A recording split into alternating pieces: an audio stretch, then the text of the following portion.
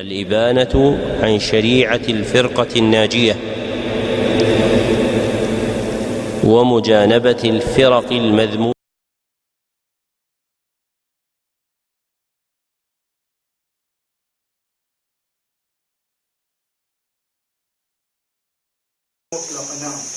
Au 29e point, Yadinouna bin Nasiha.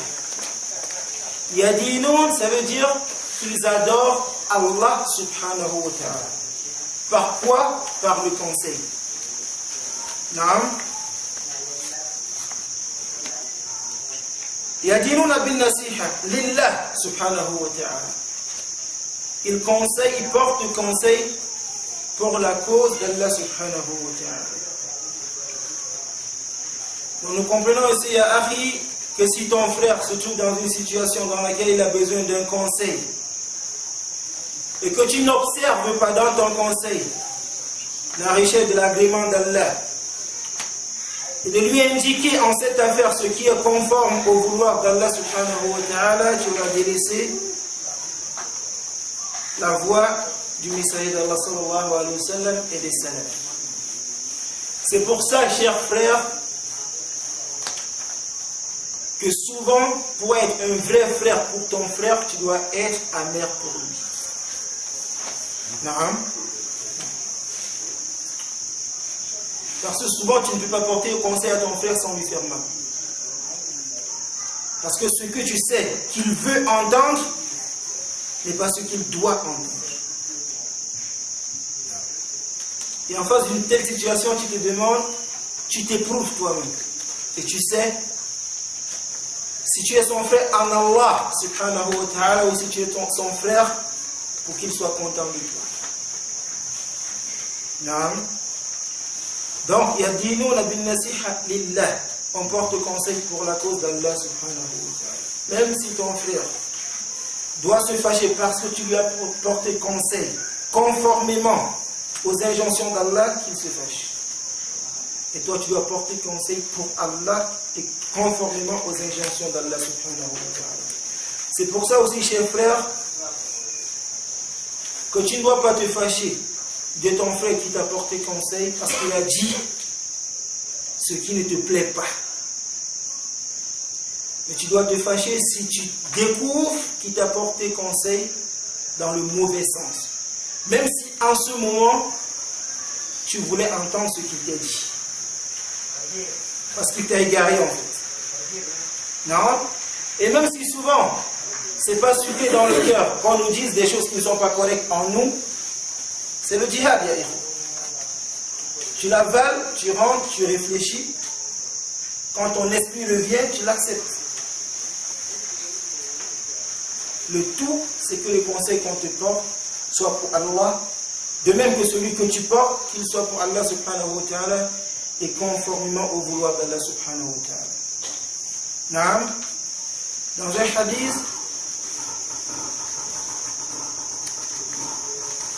un hadith rapporté par Aïcha radhiyallahu anha, le messager d'Allah sallallahu alayhi wa sallam dit: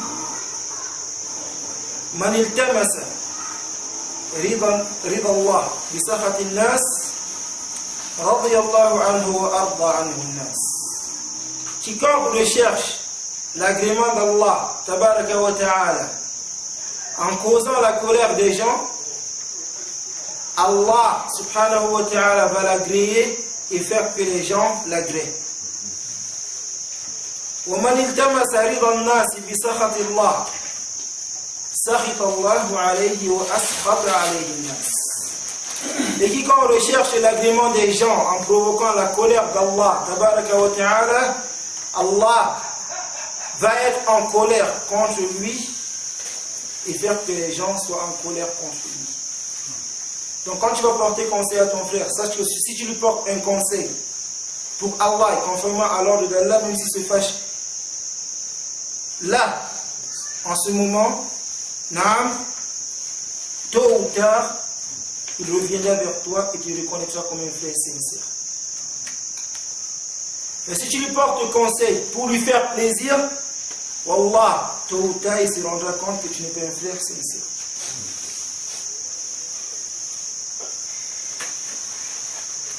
lillah subhanahu wa li kitabi wa li rasuli. Donc il porte conseil. Non, pour Allah. Mais Allah aussi.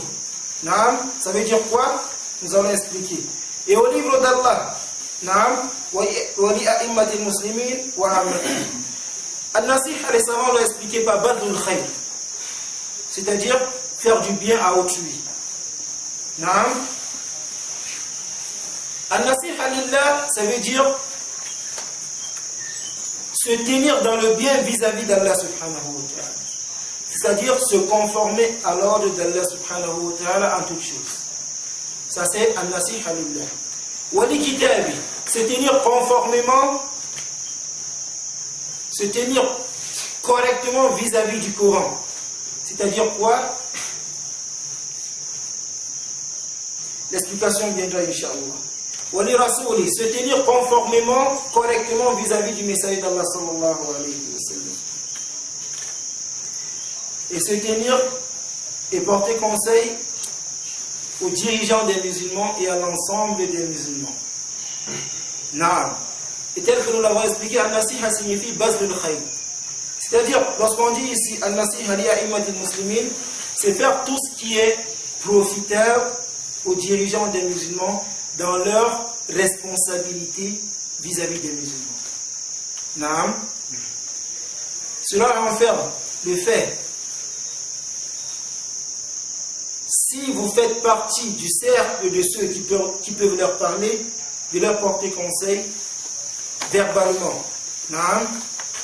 Sinon, invoquer Allah subhanahu wa ta'ala en leur faveur. Naam.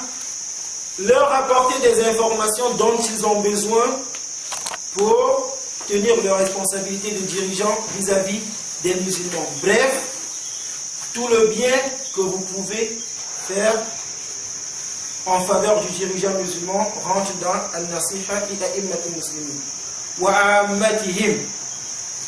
Porter le bien aussi à l'ensemble des musulmans, dans le même sens que nous avons indiqué.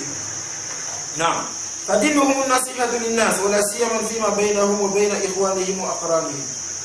religion, c'est porter conseil aux gens, ou porter le bien aux gens. Voilà, surtout, ce qui est entre eux, surtout entre eux.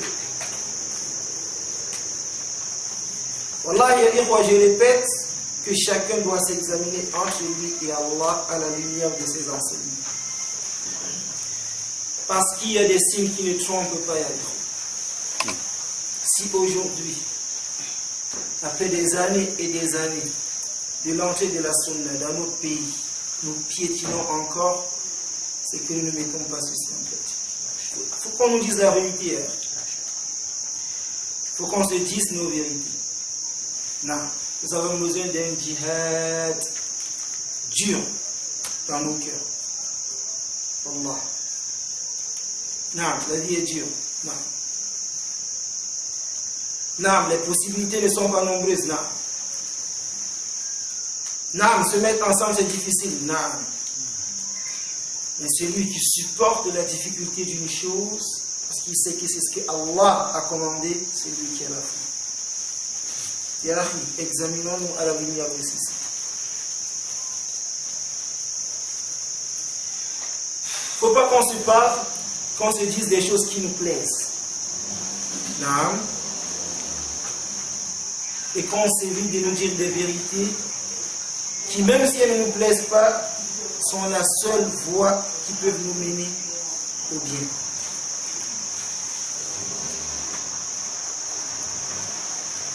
ولا سيما فيما بينهم من إخوانهم وأقرانهم.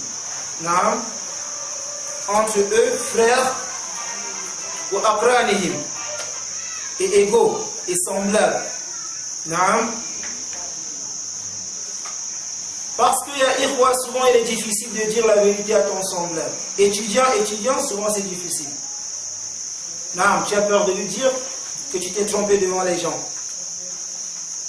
Parce qu'il va se sentir humilié devant les gens. Là, il faut le lui dire. Il faut qu'il rentre devant les gens et dise, je me suis trompé sur tel point. Et après, moi qui te parle, c'est pas difficile que j'accepte ça. Mais c'est la vérité. Non, c'est la vérité. Que l'étudiant dise à son frère, tu t'es trompé, ça c'est pas toujours facile. Que l'étudiant dise aux gens, tel frère à moi s'est trompé, c'est pas toujours facile. Parce qu'il va nous dire, comment tu m'humilies devant les gens? Ya akhi, c'est la religion d'Allah. Si c'est la vérité, on doit dire la vérité aux gens pour qu'ils adorent Allah comme il le doit. Comme il le faut. Naam. Allah a envoyé sa religion pour qu'on s'en tienne à cela. Parce que c'est dans cela qu'il y a son agrément. Toi, tu es venu il y a quelques 30 ans. Tu vas mourir dans quelques, on sait peut-être 2 heures. La religion d'Allah va rester. Donc toi, ton honneur, ce n'est pas un objectif. L'objectif, c'est la religion d'Allah subhanahu wa ta'ala. Il faut que ceci s'enracine en nous. Pas qu'aujourd'hui, quelqu'un qui était connu comme quelqu'un de la sunna dise des bêtises, qu'on dise, pourquoi vous conduisez cher tel? Cher tel, c'est son affaire. La religion d'Allah, c'est la religion d'Allah. Et si on va le voir entre lui et nous, on lui dit, Ya akhi, tel point, tu t'es trompé là-dessus. Naam. S'il est d'accord avec nous, s'il est d'accord avec les textes, c'est tant mieux. Sinon, ce qu'on doit dire aux gens quand on enseigne la religion d'Allah, c'est ce qui est sorti du texte. Que cela s'accorde avec ce que tel cheikh a dit ou pas, ça fait partie de nasiha, les musulmans. وأن يكون رد برفق ولين ورغبة شديدة في سلامة المخطئ من الخطأ. Et que la réplique qu'on fait à celui qui s'est trompé se fasse avec douceur. Et avec une volonté, une profonde volonté. Rabbatan shadida, un profond désir. Fi salamati mukhti min al-khata. Un profond désir que celui qui s'est trompé soit exempt d'erreur. Donc, lorsqu'on répond à quelqu'un qui s'est trompé, l'objectif, c'est pas de l'humilier. L'objectif, c'est pas de lui faire honte devant les gens. Si tu fais ça, c'est que c'est à ta propre personne que tu portes secours, c'est pas la religion d'Allah. C'est pour que tu sois plus en vue que lui. Pourtant, les salafs, à l'exemple de Qatada, l'un des élèves d'Ibn Abbas, rahimahullah, il disait, je ne veux pas que les gens marchent derrière moi. Parce que j'ai peur qu'on me piétine les talons en disant, voilà tel le savant. Et à Irwa, les salafs s'efforçaient à ce que tout ce qu'ils font soit entre eux et Allah, que personne ne le sache. L'imam Shafi'i disait que j'aurais souhaité écrire tous ces livres, que personne ne sache que c'est moi qui l'ai écrit.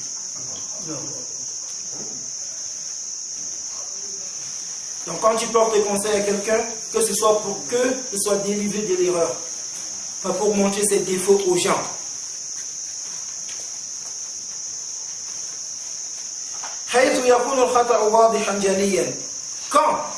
Quand on fait une réplique à quelqu'un, quand son erreur est claire. Quand son erreur est claire. Et qui sait que l'erreur est claire? Celui qui a appris.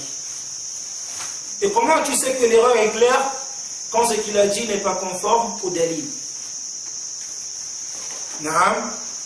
Donc, ya akhi, toi qui n'apprends pas, quel que soit ce que tel a dit, tais-toi. Parce que tu ne sais pas en quoi ce qu'il a dit est faux ou vrai. Tais-toi. Cela est mieux. Et toi qui as appris, va vers lui et porte-lui conseil. Entre toi et lui et pour la cause d'Allah subhanahu wa ta'ala. S'il prend de toi, se reforme et se met devant les gens pour donner la position correcte, alhamdulillah. Sinon, si toi tu parles devant les gens, dis ce qui est conforme à la vérité. Que cela lui plaise ou pas. وينبغي الرجوع إلى ردود الشيخ عبد العزيز بن باز رحمه الله لاستفادة منها في الطريقة التي ينبغي يكون الرد عليها. Donc ça c'est un conseil qui consiste à indiquer qu'il est bon d'étudier les objections de Cheikh Ibn Baz, rahimahullah, pour apprendre comment faire des objections, des répliques en matière de science. Et je vais vous dire, ya ikhwa, que la première chose que ces livres t'inspirent quand tu les lis, c'est de te taire et apprendre. Quand tu lis ces livres, franchement, tu as le sang glacé. Tu te rends compte que ce n'est pas une affaire de sentiment. Si tu veux faire des répliques, tu peux apprendre. Hein? Quand le cher veut te citer l'erreur de quelqu'un, il te dit tel s'est trompé sur tel point, à tel sujet sur 5 points. Premier point, il s'est trompé sur tel point. Parce que 10 arguments. Sur l'autre point, parce que 27 arguments. Sur l'autre point, tu te rends compte que ce n'est pas une affaire pour tout le monde. C'est une affaire pour tout le monde si tout le monde apprend. Non. Et ce n'est pas facile. Quand le chef te cite des hadiths, de telle source, de sa mémorisation, il te dit tel hadith est sahih parce que. Tu te rends compte que tu dois t'asseoir, apprendre les bases de la science, prends tout ton argent, vends tes chemises pour acheter des livres, et prends ton temps pour apprendre. Et c'est pour ça que vous voyez une différence entre ceux qui apprennent, même dans leur façon de se tenir. Quand tu as été devant ces vieux, et que tu vois la façon dont ils se comportent, comment ils prennent leur sang-froid quand il faut parler de la religion d'Allah, tu apprends à garder le sang-froid quand il faut parler de la religion d'Allah. Ce que tu ne sais pas, tu ne sais pas. Ce que tu ne sais pas, tu vas lire. Ce que tu sais, tu en parles avec calme et référence. Même quand il faut parler de ceux qui ne nous aiment pas, les gens de la bid'a, on parle avec savoir, avec calme et référence. Ce n'est pas une affaire de sentiment. Non, au 30e point,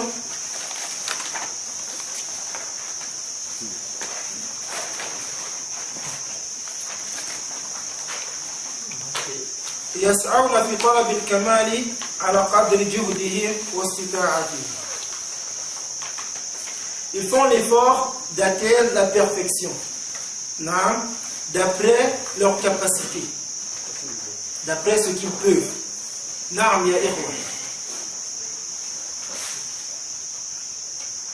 Parce que Allah subhanahu wa ta'ala a dit وَلِكُلٍّ دَرَجَاتٌ مِمَّا عَمِلُوا. Chacun aura des degrés en fonction de ses œuvres. Les gens de la sunna, en exécution de l'ordre comprise dans ce verset et d'autres versets et d'autres hadiths, s'efforcent dans tous les points de la religion de s'améliorer autant qu'ils le peuvent, tout le temps, tous les jours. Dans la compréhension de la religion, dans le fait de ressentir la grandeur d'Allah tabaraka wa ta'ala, dans la pratique de l'adoration, prière, jeûne, sadaqat, zakat, umrah, hajj, dans le comportement, dans les bonnes manières, les gens de la sunna s'efforcent à s'améliorer autant qu'ils le peuvent. فأهل السنة والجماعة يسعون إلى الأكمل. Ils font l'effort d'atteindre le parfait, al-akmal. ويبحثون في كل شيء عن الأمثل. Et ils recherchent en toute chose l'exemplaire, le meilleur. ويعملون ما بوسعهم لتحسين المنافع وتكميلها. Et ils travaillent, d'après leurs capacités, d'après ce qu'ils peuvent, à réaliser ce qui est profitable et à le parfaire. C'est-à-dire, il y a un point ici qui a été sa'atul ufuq. La largesse de l'horizon, c'est-à-dire voir loin. Les gens de la sunna réfléchissent en toutes choses comment réaliser ce qui est profitable pour eux et parfaire cela. Naam, comme l'exemple qui a été pris par le frère. Naam, comment réussir à faire que l'école ne soit que profitable pour les enfants des musulmans? La juridiction camerounaise l'autorise. On peut faire des écoles à vocation religieuse. Naam, où l'enfant est canalisé d'après la croyance musulmane, de sorte que ce qu'il y a de profitable dans l'autre école lui profite, ce qu'il y a de nuisible ne lui nuit pas. Naam, quant à faire des enfants des musulmans des marginaux, qui sont dans un état où ils sont obligés de vivre, naam, mais qu'ils soient à la marge de tout, à la merci de tout le monde, franchement ça c'est stupide. Il faut dire que ça c'est stupide. Naam, on ne dit pas qu'il faut se laisser aller à la facilité d'envoyer les enfants à l'école. Comme on le fait, on dit qu'il faut voir loin et travailler à faire des écoles à vocation musulmane qui soient véritablement des écoles à vocation musulmane. Naam, de sorte que quand on t'invite à venir y travailler et que tu sais que c'est une école nouvelle, que tu comprennes que tu dois apporter ta part de participation pour que les choses des musulmans évoluent. Et à tout ce qu'on dit, j'ai toujours dit, il faut qu'on s'examine à la lumière de ces choses. C'est pas facile, c'est très dur, on le sait, mais c'est ça la foi, ya ikhwa. Allah subhanahu wa ta'ala dit, asa tuhibbu shay'an, an takrahu shay'an, wa huwa khayrun lakum. Il se peut que vous détestiez une chose, mais que ce soit cette chose qui est bonne pour vous. Asa tuhibbu shay'an, wa huwa khayrun lakum. Et il se peut que vous aimiez une chose, mais que c'est cette chose qui est mauvaise pour vous. Et après, quand tu as vu de venir travailler une école qui vient de naître, et qu'on va te donner un salaire qui est moins que le salaire d'une autre école, non, c'est pas bon, tu n'aimes pas ça, ça c'est sûr. Non, mais la conséquence c'est que ton enfant va aller s'asseoir dans l'autre école, non, et c'est lui qui va venir demain te dire, le pater, je ne vais pas déjà arriver dans le pays. Répète, je vais partir vers le pays. Non. Cette chose, cette parole que tu vas entendre de ton enfant, sera pour toi une abomination, plus terrible que toute autre chose. Que ce salaire moindre qu'on t'aurait donné dans notre école. Pourtant, c'est de cette autre école que l'enfant va sortir et te dire, papa, je pars déjà à l'école. Tu veux quoi? Je voulais l'argent du pays. Et quand tu lui donnes, papa, qu'Allah te récompense. Et cette parole que tu vas entendre, l'effet que ça dans le cœur dépasse tous les milliards que tu peux avoir dans le pays. Et ça vient d'où? De l'effort. C'est de cette école que va sortir cette fille qui va te dire, je ne salue pas les hommes, point.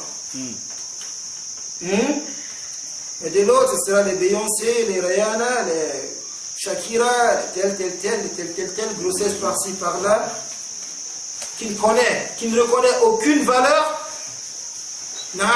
mais qui voit en tout vice le modèle de vie. Mini-jupe, c'est la mode. Pornographie, c'est la mode. Fornication, je ne veux pas qu'on me traite de puceau ou de vierge. Et ça vient d'où? Du fait qu'on rébute l'effort. Ça, il faut le dire. Nous qui sommes allés étudier, ce n'est pas toujours avec l'approbation de tout le monde. Il y en a parmi nous dont les parents ont rejeté. Parmi nous, ceux dont les parents ont rejeté. Parce qu'ils n'ont pas pris leur bac ou leur licence pour chercher de quoi subvenir aux besoins de ses petits frères. Non, si cela lui était obligatoire, mais il a vu qu'il y avait d'autres possibilités. C'était pas si obligatoire que ça. Pour d'autres, pire encore, la peur qu'on dise qu'il a gâché sa vie. Non, il y a des risques. Non, mais celui qui prend une voie pour Allah subhanahu wa ta'ala, Allah lui donne de quoi se satisfaire en toutes choses. Et ça fait partie justement de la largesse des horizons que de voir aussi loin. Ce n'est pas demain qu'on va bénéficier, c'est dans des années, Inch'Allah. Mais il faut avoir le courage de l'initier. Non. Je me place souvent à dire qu'un musulman doit toujours avoir l'idée d'être courageux. Avoir des idées courageuses et avoir le courage de ces idées.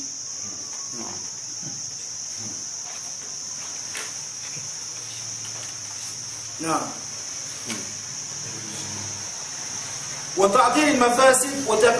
Donc, les gens de la sunna s'efforcent aussi à effacer les choses nuisibles quand ils le peuvent. Non. Sinon, s'ils ne peuvent pas, qu'est-ce qu'ils font? Ils l'amoindrissent. Ils les minimisent. Ya ikhwa. Non. Il y a beaucoup de mal à aller se mélanger dans les écoles avec les autres. Non. Est-ce qu'on peut minimiser cela? Non. On peut construire des écoles pour les musulmans. Non. Est-ce qu'on peut éviter que nos enfants entendent que c'est le singe qui s'était transformé en lion, qui s'est transformé en dinosaure, ensuite qui sont devenus des êtres humains? Non. C'est le programme scolaire, que tu le veux ou pas, c'est ce qu'ils vont entendre. C'est l'évolution qu'on va lui enseigner. Non. Et même celui qui enseigne n'est pas toujours d'accord, mais c'est le programme. Est-ce que tu peux faire qu'il n'entende pas? Non. Mais est-ce que tu peux minimiser ses effets? Oui. Si au moins il étudie dans une école où, lorsqu'il entend ça, il entend les leçons de la foi. Cela n'aura aucun effet sur lui. Donc, à défaut d'effacer complètement les choses nuisibles, on peut les amoindrir et amoindrir leurs effets. En même temps, ils ne demandent pas l'impossible. Ils ne s'efforcent pas, ils n'ont pas pour objectif ce qu'ils ne peuvent pas réaliser. Le djihad, la guerre pour Allah, c'est un commandement de l'islam ou pas? Si. Est-ce que ça s'est arrêté? Non. Non. Quelles sont les conditions du djihad? Vous soyez dans un état islamique, sous la direction d'un dirigeant, que vous aurez les moyens militaires, la science militaire. Non. Mais si vous vous levez un matin, vous êtes 70, avec des armes artisanaux, vous n'avez aucun dirigeant, aucun savoir, aucun objectif, et vous devenez au groupe de djihad, vous délivrez le Cameroun de la mécréance.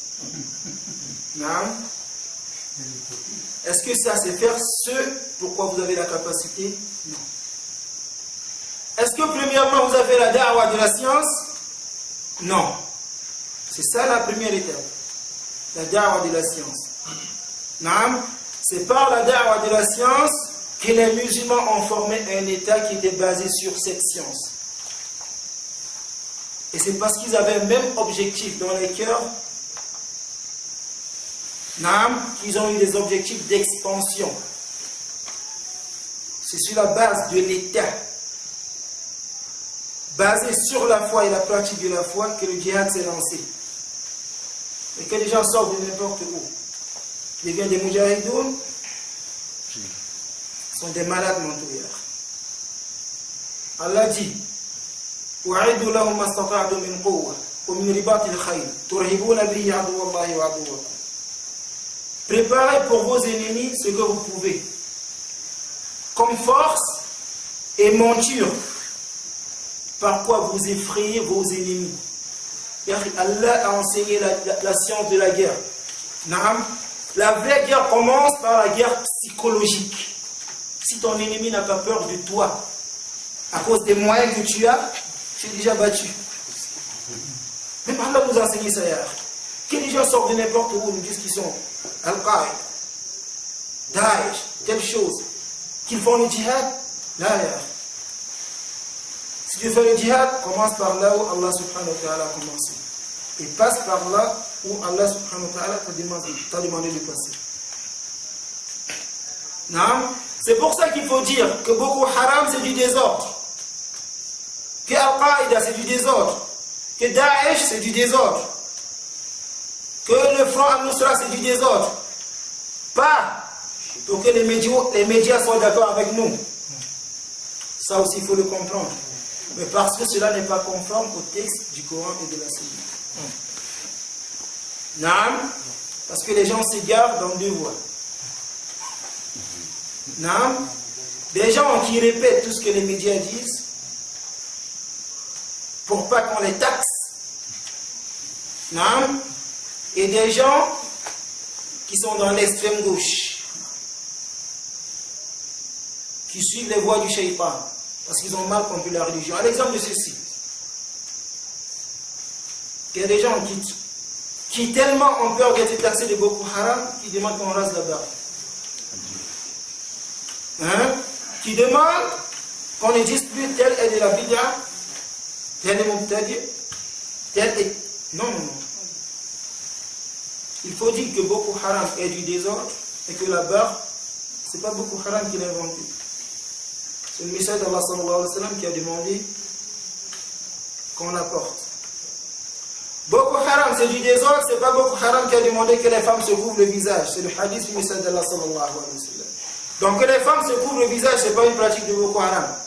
Ça existe du temps du message d'Allah sallallahu alayhi wa sallam. Naam. Donc, ni l'extrême gauche, ni l'extrême droite. Dire la vérité passe pour Allah et conformément au texte. Que les médias soient d'accord ou pas. C'est pas parce que les médias disent la même chose que tu ne vas pas le dire pour ne pas être d'accord avec les médias si c'est la vérité. Non, il faut le dire. Ce qu'il y a dans le discours des médias qui n'est pas vrai, ça aussi, il faut le dire. Naam. Naam. ومن الأمثلة التي توضح ذلك موقف أهل السنة من المنكرات فهم يسعون لإزالتها ويطمحون لقطع دابرها بالكلية بالوسائل الشرعية في حدود مقدرتهم واستطاعتهم فإذا لم يستطيعوا القضاء عليها جميعها قضوا على ما يستطيعون منها. Par exemple, les gens de la Sunna, leur position vis-à-vis du vice, des choses réprouvées par la religion, ils font l'effort de les effacer complètement, d'en couper les racines, par les voies prescrites par la religion. Nous prenons ici que si tu veux couper les racines d'un mal par une autre voie qui n'est pas prescrite par la religion, tu es dans l'erreur. Par exemple, si tu veux inviter les gens à la sunna, en t'asseyant avec eux, en admettant qu'ils disent les choses qui sont contraires à la sunna, sans répliquer. Le message d'Allah sallallahu alayhi wa sallam a dit إِذَا رَأَيْتُمُ الَّذِينَ يَتَّبِعُونَ مَا تَشَابَهَ مِنْهُ فَأُولَٰئِكَ سَمَّ اللَّهُ فَاحْذَرُوهُمْ. Lorsque vous voyez les gens qui suivent les versets équivoques, c'est eux qu'Allah a mentionné dans son livre, prenez en garde. Donc, si tu veux les inviter à la sunna, dis la sunna clairement et indique-leur ce qui est faux dans leur voie clairement, mais avec science et de la meilleure des façons. Et vous n'avez qu'à voir la différence entre hier, lorsque certaines personnes disaient clairement des vérités, comment la sunna se répandait, et comment le vent de la sunna soufflait, si bien que même ceux qui n'étaient pas de la sunna admettaient des choses qu'ils étaient incapables d'admettre auparavant, et lorsque les gens ont ouvert devant eux les portes de la, entre guillemets, stratégie, on se demande si c'est un dalil dans la charia.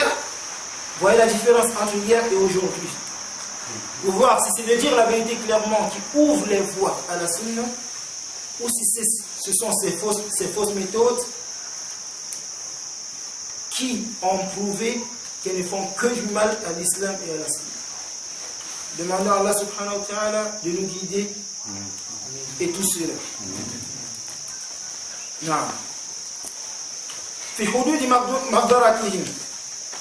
Dans les limites de leur capacité. C'est la même chose. S'ils ne peuvent pas les effacer complètement, qu'est-ce qu'ils font? On va finir vite pour prier. Pardon, j'ai pas vérifié le temps. je préfère souvent, s'il y a des sujets qui font gaffe, présentement, d'en parler longuement. Et de parler plus vite des sujets qu'on peut comprendre, mais qui ne sont pas forcément directement liés à notre réalité de maintenant. C'est un point de vue, ça peut être faux, hein, comme ça peut être vrai. Donc, si vous n'êtes pas d'accord avec moi, faites l'effort de m'excuser. Non. Donc, lorsqu'ils ne peuvent pas éliminer tout ce mal, ils effacent au moins ce qu'ils peuvent.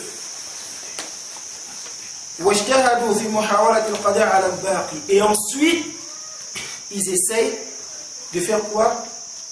D'effacer le reste. Donc, ce qu'on peut au moins faire maintenant, on le fait d'abord. Puisqu'on ne peut pas tout effacer, on ne peut pas effacer tout le mal, on efface ce qu'on peut effacer maintenant. Et après avoir acquis ce gain, on essaie d'effacer ce qui reste. Vous voyez même que, même dans la façon d'appliquer son esprit à réfléchir aux solutions des problèmes, dans toutes les voies, il n'y a pas plus assidu que les gens de la Sunna. Je ne dis pas parmi les musulmans, parmi tous les gens. Il n'y a pas plus assidu que les gens de la Sunna. Parce que sa voix lui inspire de ne laisser exister que ce qui est conforme à la volonté d'Allah subhanahu wa ta'ala. Donc, il cherche par toutes les voies, comment le réaliser.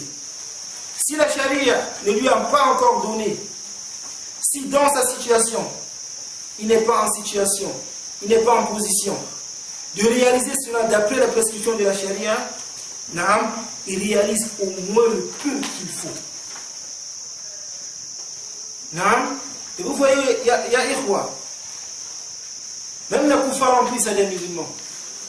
Quand les koufars arrivent dans les pays des musulmans, lorsqu'ils veulent changer les mentalités des musulmans, commencent par donner l'argument selon lequel, par exemple, sur la question de la femme, il porte du voile, il fait du couvre, le visage n'est pas obligatoire. Il commence par là. Ça prend d'abord les faibles d'esprit. Elles enlèvent le voile du visage. Après, quand les gens ont accepté que ce n'est pas obligatoire, on passe à l'étape à laquelle on dit que ce n'est même pas une prescription de l'islam. Les mêmes personnes, c'est la culture arabe. Si les musulmans sont mous, ça passe. Après, il ne faut pas séparer les filles des garçons. Il ne faut pas séparer les filles des garçons parce que ça crée des PD. Ça passe, on fait des écoles primaires d'abord, filles, garçons. Après, on dit si les filles étudient avec les garçons au niveau primaire, ne continuent pas au niveau secondaire, ça crée des chocs mentaux. Des termes techniques très forts. Des discriminations. Tout ça, c'est du mensonge. Apprendre la religion et celui-là. Tu seras dans la vérité, dans la clairvoyance. On évolue au niveau primaire. Après, l'habillement des filles les rend frustrées parce qu'elles ne s'expriment pas. Non. Elles ne peuvent pas exprimer leurs atouts. Elles ne sont pas libres. Non, elles ne sont pas libres. On enlève d'abord, on libère les cheveux. Après, elles ne sont pas ouvertes au monde. Il faut imiter les artistes de cinéma. Après, on les empêche d'assouvir leurs désirs naturels. Il faut légaliser la zina. Ainsi de suite, ainsi de suite. À la fin, la zina n'est plus un problème pour personne. Ça a commencé où? Le niqab n'est pas obligatoire. Donc ce que nous voulons indiquer ici, c'est que quand on ne peut pas effacer un mal complètement, on commence par effacer ce qu'on peut. أما غيرهم فإن تطلبهم للكمال قد يجرهم للمطالبة بالمستحيل. Quant aux autres, leur quête, les gens de la Bida, leur quête de la perfection, les pousse à aller chercher ce qui est impossible. Naam, naam. Il y a des gens qui ont dit on va libérer Washington avec des armes artisanaux. Naam, parce qu'ils cherchent la perfection. Ils veulent libérer Washington tel que le Messie d'Allah sallallahu alayhi wa sallam a libéré Makkah. Naam, avec des armes artisanaux faites à la main. Naam.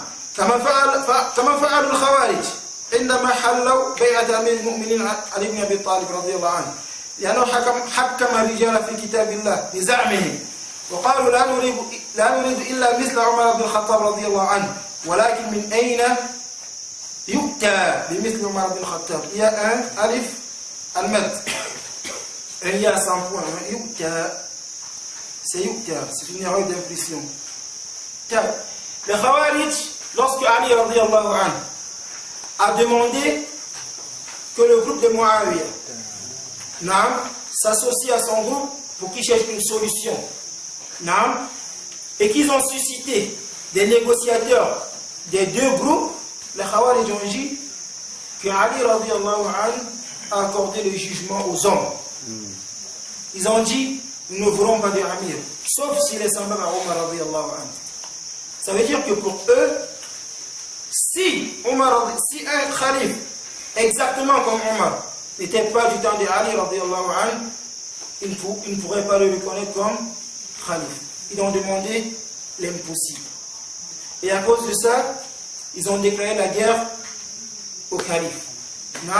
C'est ça la base de la tradition du Khawarij. Ce qu'on appelle aujourd'hui terroriste. Qu'on appelle terroriste ou pas, c'est une chose. Mais dans la charia, on a des noms. Il faut aussi indiquer que c'est une erreur d'appeler des choses qui ont des noms dans la charia par d'autres noms qui sont répandus et qui n'indiquent pas forcément les mêmes réalités. Lorsque nous disons Khawarij, nous voulons dire qu'ils sont sortis comme rebelles contre des musulmans. Nous indiquons ce en quoi ils ont fait scission d'avec les enseignements du Coran et de la Sunna. Naam. Mais lorsque vous dites terroriste, ça n'indique pas forcément ces réalités qui sont indiquées dans l'appellation Khawarij. Donc, ce qui a un nom dans la charia, il faut l'appeler par son nom dans la charia. Parce que cela comporte des sens qui ne sont pas forcément renfermés dans les autres appellations. Naam.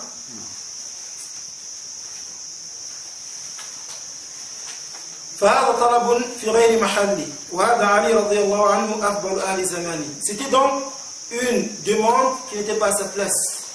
Et Ali radiyallahu anhu d'ailleurs était le meilleur des gens de son temps. Donc, forcément, puisqu'ils ont demandé cette chose, ils ne pouvaient plus avoir de amir. Or, celui qui extire sa main de l'allégeance qu'il avait au amir et qui meurt dans cet état est mort d'une mort semblable à la mort des gens de la Jahiliya, tel que le messager d'Allah sallallahu alayhi wa sallam l'a indiqué. تركوا عليا وحلوا البيعة وليتهم عندما فعلوا ذلك بايعوا أحد الصحابة كابن عمر رضي الله عنه وسعيد بن زيد وغيرهم من الصحابة رضي الله عنهم. Regardez dans la conséquence. Ils voulaient le meilleur, ils voulaient Omar radiyallahu anhu. Ils ont laissé Ali radiyallahu anhu, qui était le meilleur de leur temps. Ils sont retirés de l'allégeance qu'ils lui avaient faite. Et si seulement ils pouvaient porter allégeance, prêter allégeance à l'un des sahaba, qu'est-ce qu'ils ont fait? Bal inna al-ghuluwa wal-ifrat qadahum ila tafriti fastabdalu alladhi huwa adna billadhi huwa khayr fabay'u Shayt ibn Rib'i mu'adhdhina sajjah ayyama idda'a an-nubuwwah. L'exagération dans la demande de ce qui est impossible les a menés à quoi? Il a tafrit. C'est-à-dire au contraire de l'exagération, qui est quoi? Non.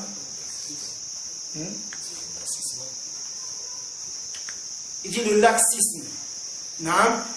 Mais le sens du tafrid, c'est faire une chose moins qu'il n'en faut.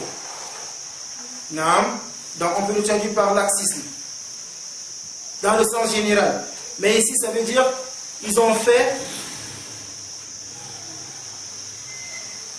ce qu'ils ont fait moins que ce qu'ils devaient le faire. Comment? En délaissant Ali radiyallahu anhu et les Sahaba, ils ont porté allégeance à qui? À ce monsieur Cheikh bin Ribiri. Naam, le jour où il a prétendu qu'il était prophète. En voulant l'impossible, on a pris la voie de quoi? De la mécréance. Naam, ba'da mawti nabi sallallahu alayhi wa sallam, hatta tadarakahu Allah bi rahmatih. Donc, celui-là qui avait prétendu la prophétie après le message d'Allah sallallahu alayhi wa sallam, Allah subhanahu wa ta'ala l'avait racheté par une miséricorde de sa part. فَفَرَّ مِنْهُمْ وَتَبَيَّنَ ضَلَالَتُهُمْ. Lui à qui ils avaient porté allégeance, s'est rendu compte qu'ils étaient égarés et les a fuis. Toute cette histoire, c'est pour dire quoi? Que si tu recherches l'impossible, que si tu ne cadres pas tes aspirations et ta motivation avec les tests de la charia, tu vas tomber dans l'extrême gauche qui est l'égarement. C'est tout ce qu'on veut dire ici. فَلَمْ يَقَعْ اخْتِيَارُهُمْ إِلَّا عَلَى عَلِي بْنِ عَبْدِ اللَّهِ ibn Wahb al-Rasibi عربي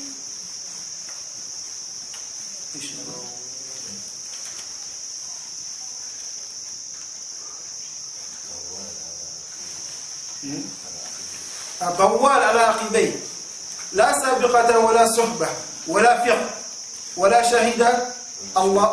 شهد الله له بخير. نعم, ils ont porté allégeance à qui? À un bédouin. بوال على عقبيه.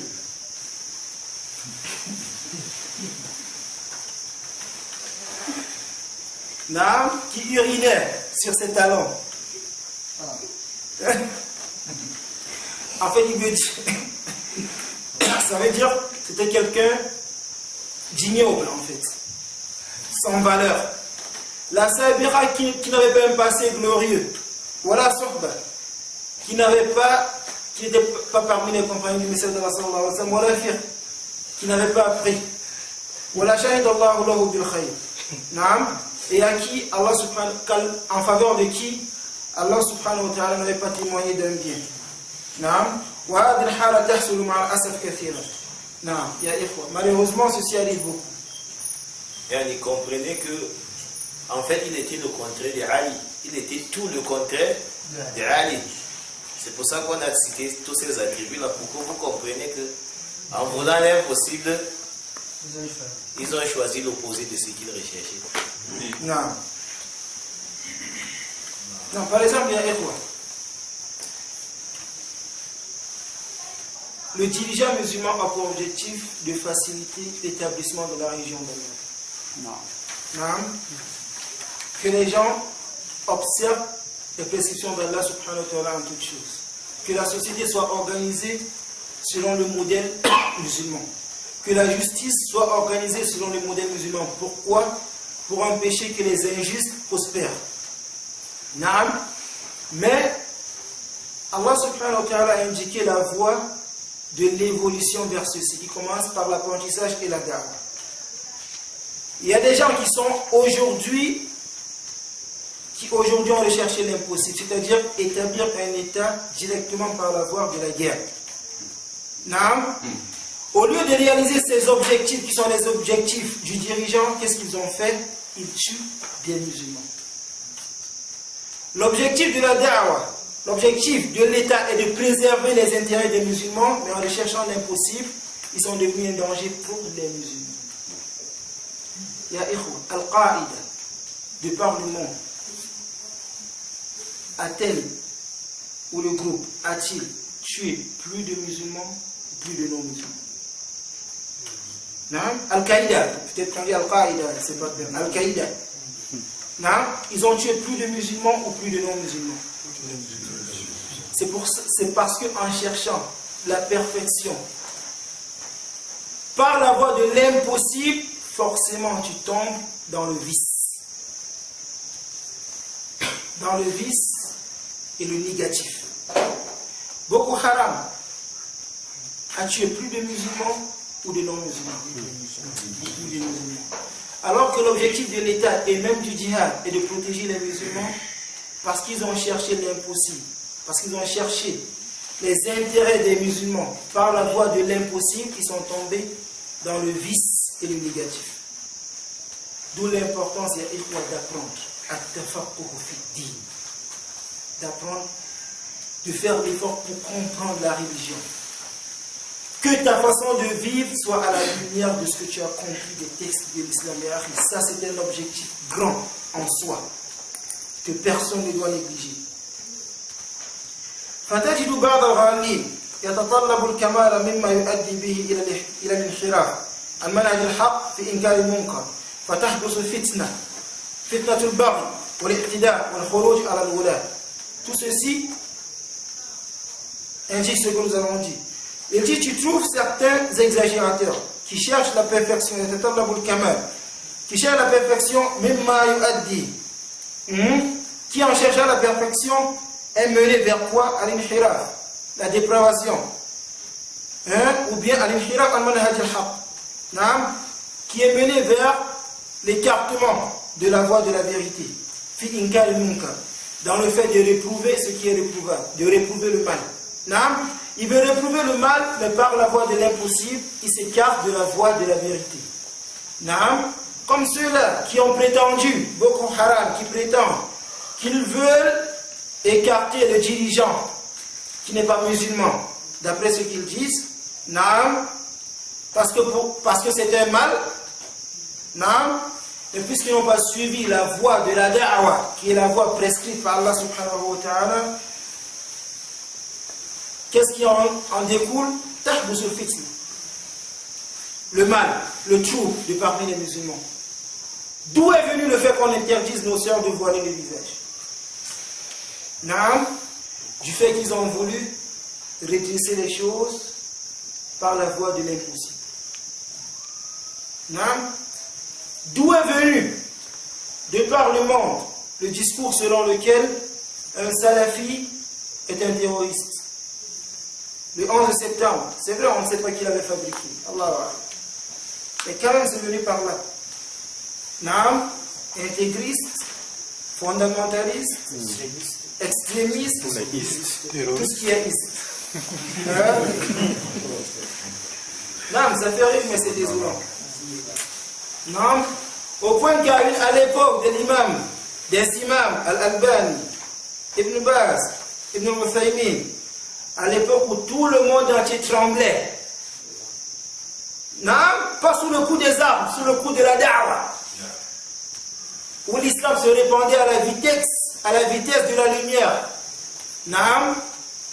un seul matin a fait que les choses ont penché. Si tu fais la da'wa du tawhid, tu es extrémiste. Et il n'y a personne pour te secourir. C'est ton frère qui va te dire, rase-toi là-bas. C'est venu d'où? Des gens qui ont voulu redresser les choses par la voie de l'impossible. Non. ومنهم من يدعو في ذهنه صورة خيالية مغرقة في المثالية. Et il y en a parmi eux qui se font une image exemplaire, idéale dans la tête. مغرقة في الخيال, noyé في المثالية, dans l'idéalisme qui n'a rien à voir avec la réalité. فإن حصل له كل ما يريد وإلا قعد دون سعي.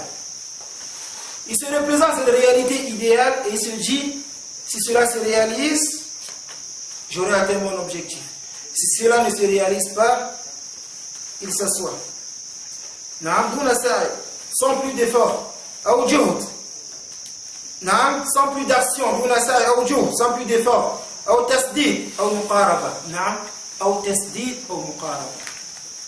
il ne s'efforce même plus à réaliser ses objectifs complètement. C'est ça tasdid. Ou au moins à les réaliser Muqaraba, il y a un terme en français. Non, se rapprocher de l'objectif.